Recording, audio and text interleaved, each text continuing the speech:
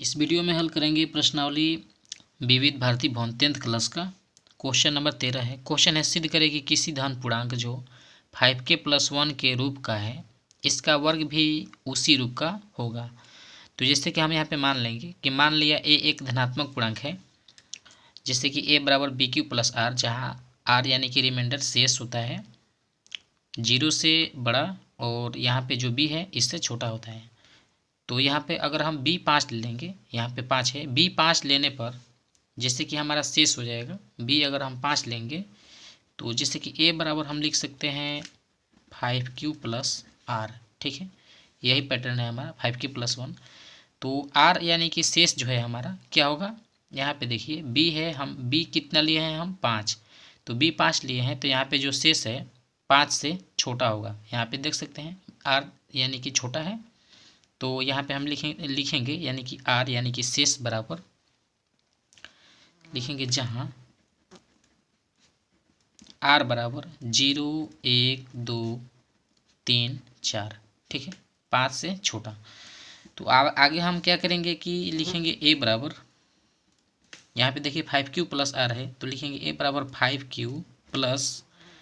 अब देखिए r के जगह पे यह हमारा मान है, इसी मान को हम यहाँ पे रखेंगे। r सबसे पहले 0 रखते हैं, तो a बराबर 5q+0। 5q+0 का मतलब 5q, तो हम क्या करेंगे कि 5q का वर्ग करेंगे। लिखेंगे यहाँ पर वर्ग करने पर, तो जब हम यहाँ पे 5q का वर्ग करेंगे स्क्वायर, चलिए यहाँ पे q है ये, तो ये हो जाएगा हमारा 5 का स्क्वायर 25 और q का स्क्वायर q²। ठीक है, यहाँ पे हम क्या करेंगे कि 5 कॉमन कर लेंगे। जैसे ही 5 कॉमन करेंगे तो यहाँ पे ये हो जाएगा 5q²। अब देखिए इसे हम लिख सकते हैं 5, इसके जगह पर k, यहाँ पे यानी कि हमारा लिखना होगा यहाँ पर जहाँ k बराबर 5k, k का मान ये है ना, तो k बराबर लिखेंगे 5q²। ठीक है, तो ये देखिए 5k के रूप में हम लिख चुके हैं, लेकिन हमें किसके रूप में लिखना है, इसका वर्ग जो है 5k+1, यानी कि हम नेक्स्ट स्टेप देखते हैं इसका। तो a बराबर हम लिखेंगे यहाँ पर 5q+, अब देखिए 0 लिए हैं, फिर 1 ले लेते हैं। अगर यहाँ हम 1 लेंगे, अगर इसका हम वर्ग करेंगे, वर्ग करने पर, तो इसका वर्ग करेंगे तो ये हमारा हो जाएगा 5q+1 का स्क्वायर। ठीक है, तो जैसे इसका स्क्वायर करेंगे तो a+b के होल स्क्वायर पर हमें इसे हल करना होगा। तो लिखेंगे 5q a² + 2ab प्लस में b²। तो ये देखिए ये 5 का स्क्वायर हो जाएगा 25, q का स्क्वायर q², 5 दूना 10, और यहाँ पे q 1 से मल्टीप्लाई करेंगे, यही होगा 1 का स्क्वायर 1। अब हम इसमें क्या करेंगे कि 5 कॉमन कर लेते हैं। जैसे ही 5 कॉमन करेंगे तो ये हो जाएगा 5q² और ये हो जाएगा 2q, 5 दूना 10, और प्लस में ये हो जाएगा 1, यानी कि हम यहाँ पे लिख सकते हैं 5, और इस पूरे के जगह पर हम डालेंगे k, 5 इस पूरे के जगह पर k प्लस में 1, 5k+1।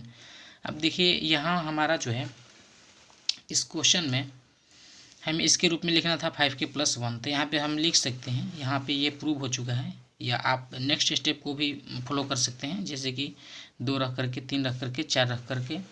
तो यहाँ पे हम लिखेंगे कि किसी, ये हमारा प्रूव हो चुका है, लिखेंगे किसी धन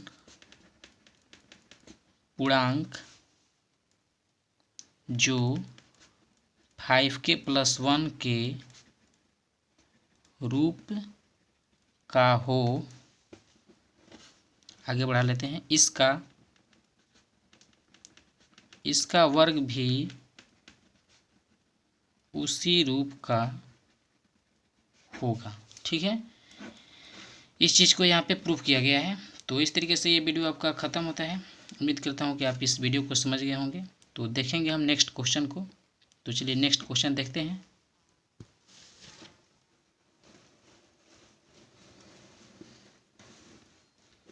नेक्स्ट क्वेश्चन है हमारा 14। क्वेश्चन है, निम्नलिखित संख्याएं रूढ़ है या यौगिक, कारण बताइए। मतलब कि हमें बताना है यहाँ पे जो संख्या है 1, 2, 3 कि ये संख्याएं रूढ़ है या यौगिक। अब देखिए रूढ़ संख्या किसे कहते हैं, रूढ़ संख्या उसे कहते हैं कि जो संख्याएं मतलब कि स्वयं से विभाजित हो या 1 से, उसे हम रूढ़ संख्या या आभाज्य संख्या बोलते हैं। लेकिन यौगिक संख्या उसे बोलते हैं कि जो संख्याएं खुद यानी कि स्वयं के या अपने के अलावा किसी भी संख्या से विभाजित हो जाए उसे हम यौगिक संख्या बोलते हैं। तो जैसे कि मतलब ये क्वेश्चन गिवन है, हम इस पेज पे हल कर रहे हैं। तो जैसे कि यहाँ पे हम लिखेंगे 1 नंबर को 7 गुना 11 गुना 13 प्लस में 13। ठीक है, अब देखिए ये जो हमारा संख्याएं हैं,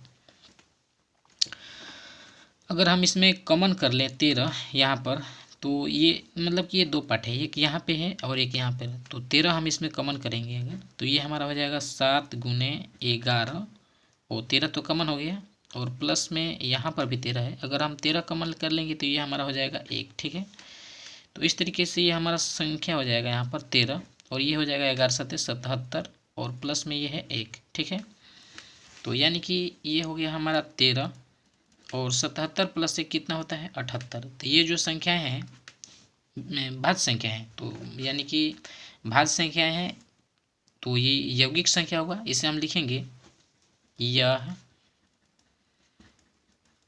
यौगिक संख्या है,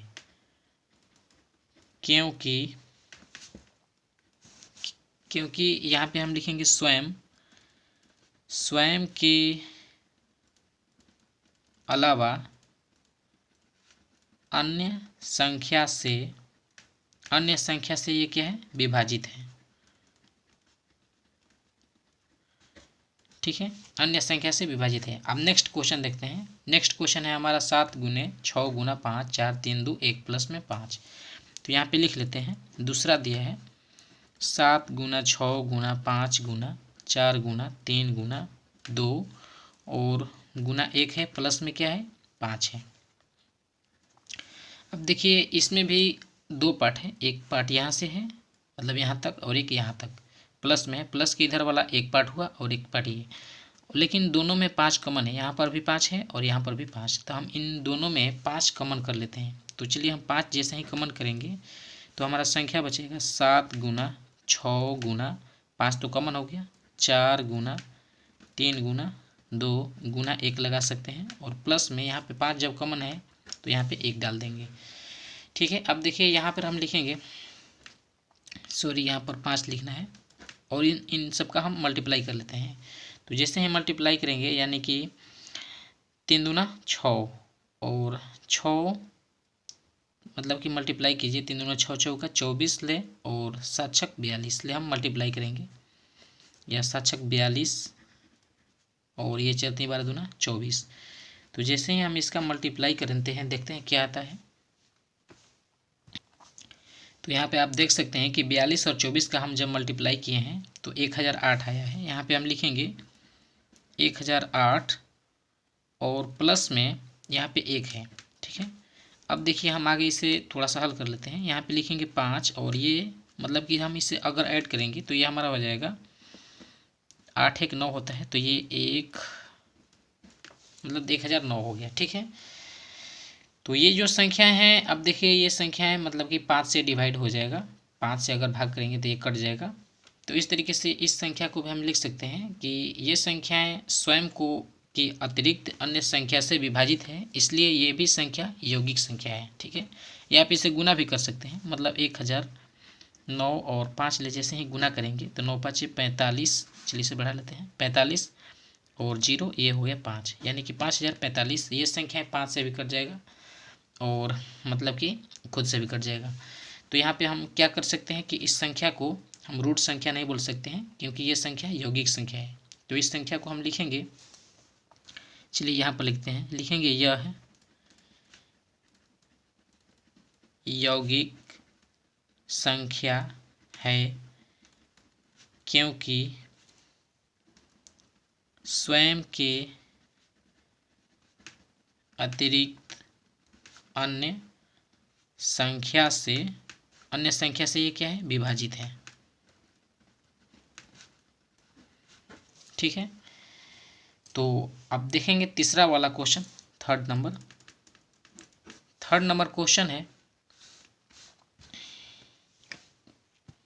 यहाँ पे देख सकते हैं थर्ड नंबर क्वेश्चन है 2 गुना 3 गुना 4 5 2 3 4 5 प्लस में है 7। तो यहाँ पे हम लिखेंगे 2 गुना 3 गुना 4 गुना 5, ठीक है। और उसके बाद है प्लस में 7। तो इस संख्या को हमें देखना है कि ये संख्या किससे विभाजित हो रहा है। अब देखिए इसका हम अगर मल्टीप्लाई करेंगे, 3 दूना 6, 6 पचे 30, 3 दूना 6 पचे 30, 3 दूना 6 पचे 30 और चौका 120 और प्लस में ये क्या लिखेंगे 7। तो इस तरीके से अगर हम इसको ऐड करेंगे तो ये हो जाएगा 127। अब देखिए इस संख्या को हम लिखेंगे, ये जो संख्या है 127 ये किसी संख्या से विभाजित नहीं है, मतलब स्वयं के अतिरिक्त। यहाँ पे लिखेंगे कि यह जो है क्या है, रूढ़ संख्या है। यह क्या है, रूढ़ संख्या है, क्योंकि स्वयं के अतिरिक्त अन्य संख्या से विभाजित नहीं है। ये जो है संख्या आपका रूढ़ संख्या है, क्योंकि स्वयं के अतिरिक्त मतलब अन्य संख्या से विभाजित नहीं है, इसलिए ये संख्या क्या हुआ आपका रूढ़ संख्या हुआ।